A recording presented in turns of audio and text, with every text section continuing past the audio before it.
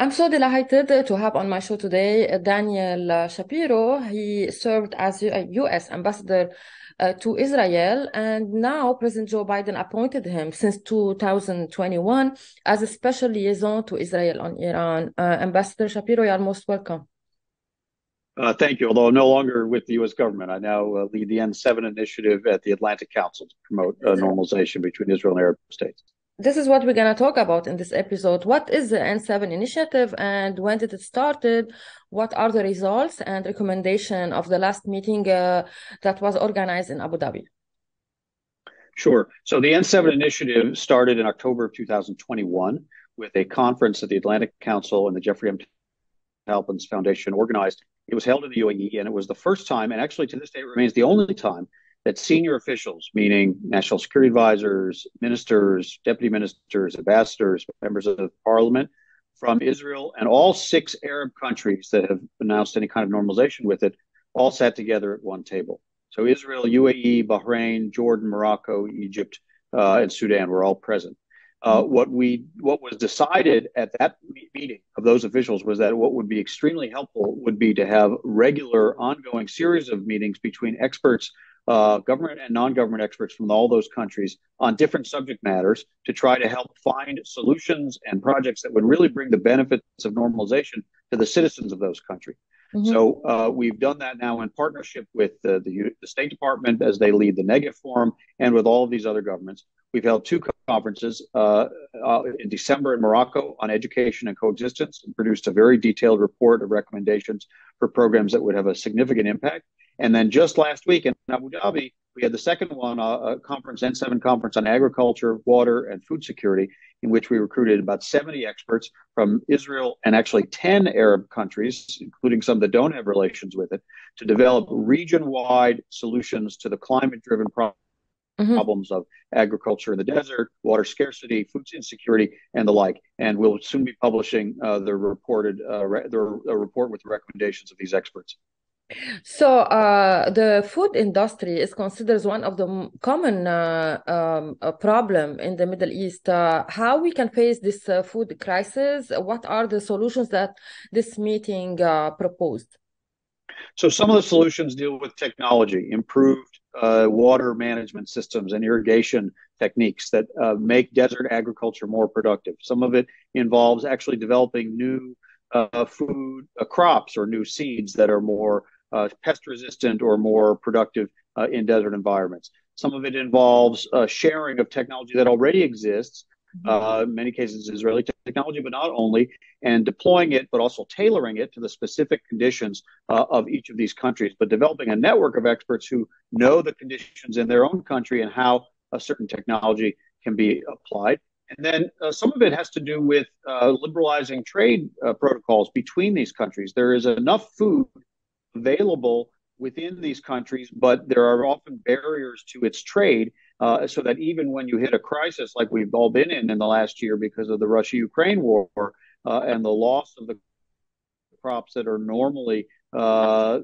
source of food imports to many of these countries, there should be an easier exchange of food and agriculture commodities across these countries. So developing that kind of regime can make a big difference. So it's technology, it's improving water and desert agriculture techniques, it's improved trade liberalization. And these experts really believe that we have a lot we can do if they bring these ideas to governments for implementation. What is your assessment of the COP28 preparations? It's going to be held in November 2023. You were in Abu Dhabi. How do you see this COP, or is it a special event to propose, to put theories into action? Indeed. And we heard from two very important figures in the UAE leadership who work on this issue. One, the permanent representative to the International Renewable Energy Agency, Dr. Nawal Al-Hassani. Another, Chris Hamill, who leads the COP28 Food Security Initiative. Clearly, COP has to, this is the second COP in a row in the Middle East, has to take account of what is causing the problems of climate crisis. Much of that is the production of fossil fuels, and so the turn toward renewable energies and alternative energies obviously is critical. But all of those energy resources are going to be necessary to address the climate-driven problems of water scarcity, particularly in the Middle East, rising temperatures that make it harder to grow crops. So the fact that the UAE and others who will be participating in that COP understand that they need to come with solutions, not just on the energy side, but on the agriculture and water and food side, leaves me reasonably optimistic that it will be on the agenda. What we hope is that our contribution from our N7 conference will shape a regional piece of this. Clearly, some of these are global problems that need to be dealt with at the global level. But some of them are problems that can be addressed most effectively by smaller regional subgroups that are working on them together. So that's what we hope our work will feed into the COP28 discussions.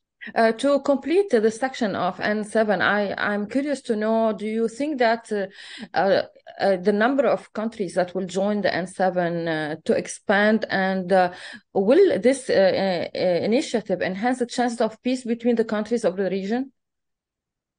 Well, we think so. Obviously, we hope other countries will decide to normalize their relations with Israel. We invite participants from countries that have not yet normalized relations. In fact, at this conference, in addition to the 6 Arab states that do have some relationship, we had representatives of Tunisia, of Indonesia, of Palestinian representation as well as representations from Burkina Faso and the Sahel, although they do have relations with Israel. So we see the possibility of expanding this network as formal relations are established, but even before formal relations are established. Our very strong hope and belief is that what we are providing is an opportunity for experts who really know their subject matter to pool their knowledge and their resources and their intellectual capital and develop solutions that not only will be source material for government officials to rely on as they make big policy decisions, but also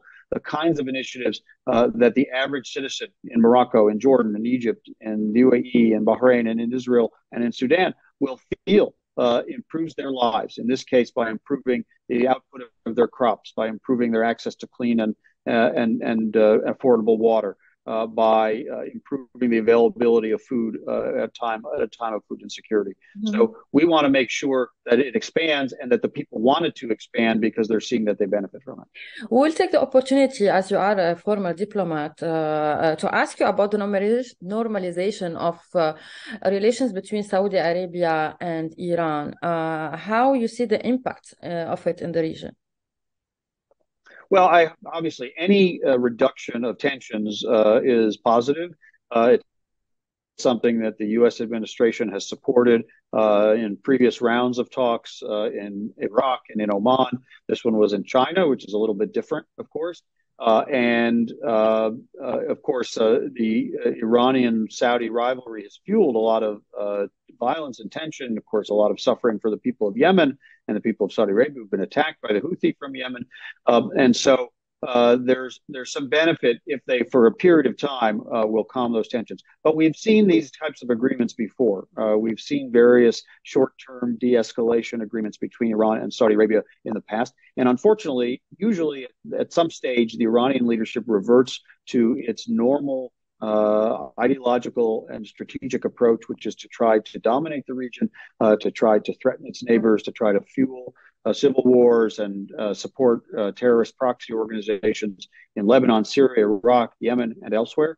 And so I'm not that optimistic that barring some much more significant change of the regime in Iran, that this one is going to be more long-lasting. At some point, I think the Saudis will understand. I think they do understand, but it will be reinforced that Iran is not a reliable partner, and that also China, who was the sponsor or at least the host for the signing of this agreement, doesn't have any real answers to Saudi Arabia's security challenges that flow from Iran. The United States is the key security partner to address those challenges.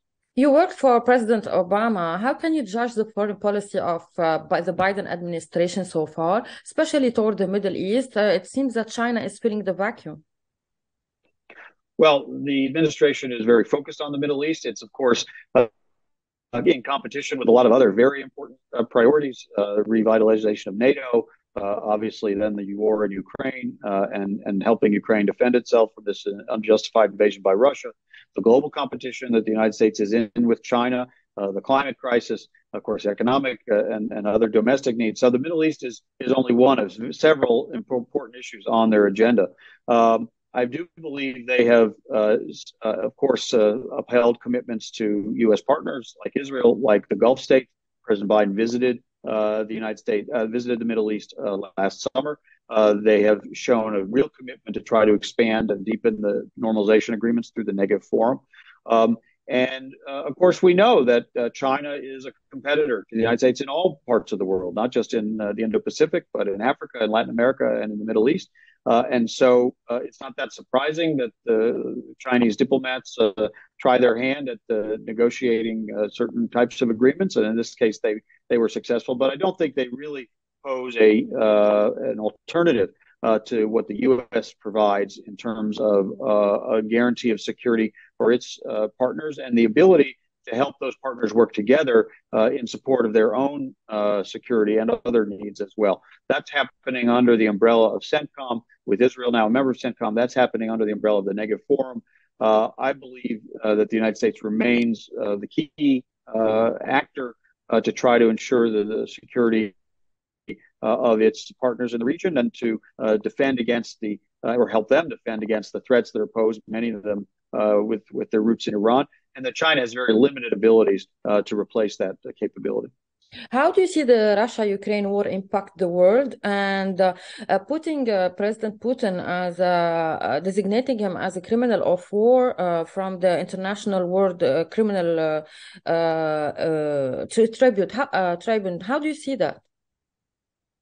Well, the war in Ukraine, of course, is a completely unjustified hostile invasion by one country trying to destroy another country, and at worst, and only slightly less worse, to seize some amount of its territory and annex it.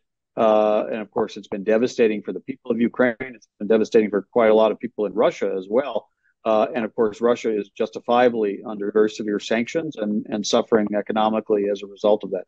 So I believe that President Biden has done the right thing to rally the NATO alliance, to support Ukraine, to provide Ukraine with as much of the military support and intelligence support and other support it needs to defend itself, and to apply very tough sanctions against Russia, and to do all of this without getting drawn into a direct confrontation between the United States and Russia, or NATO and Russia, which could easily escalate into a nuclear global war, which is obviously something nobody wants to see happen. So I think he's been right to do that.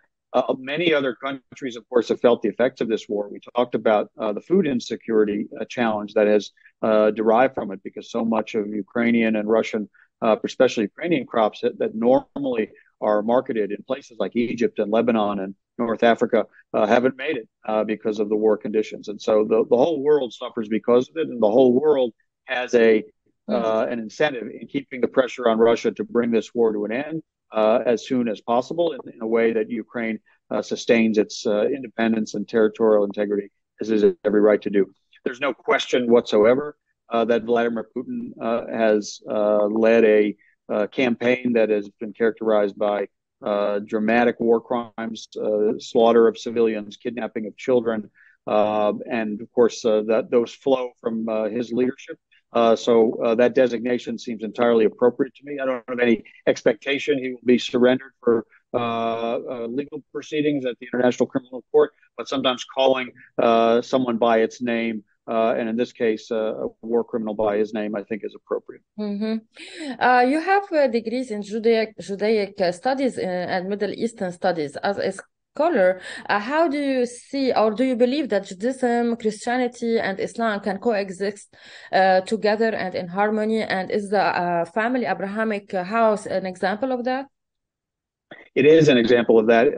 There's one of the very beautiful things that's happened over the last 2 years since the Abraham Accords were signed has been a rediscovery by Muslims and Jews and Christians across the region about the common roots of their religious traditions and the common features. And the fact that for many periods of history, these religious communities have lived in significant harmony with one another. Not always, but there are many examples of that. While we were in our N7 conference in Morocco in December, we put a lot of emphasis on coexistence dialogues, on education that will help Muslims and Jews and Christians understand those common roots and continue to build connections that are based on those. And then during this N7 conference on agriculture and water and food security in Abu Dhabi last week, we took all the conference attendees, and these are scientists and policymakers and business people, to the Abrahamic Family House. This is the new compound that symbolizes that coexistence with a church and a mosque and a synagogue all together, all sitting together in harmony with one another. It's very beautiful, and the architecture is quite meaningful. And I must say, the participants in our conference, again, very serious professional people, were deeply moved and found it a source of hope and inspiration, and even a deepening of a bond between them as Muslims, Jews, and Christians who were working together to try to make the region better and see that as consistent with the traditions that they all come from. Sounds perfect. Thank you so much, Ambassador Dan Shapiro. Thank you for joining us. My pleasure.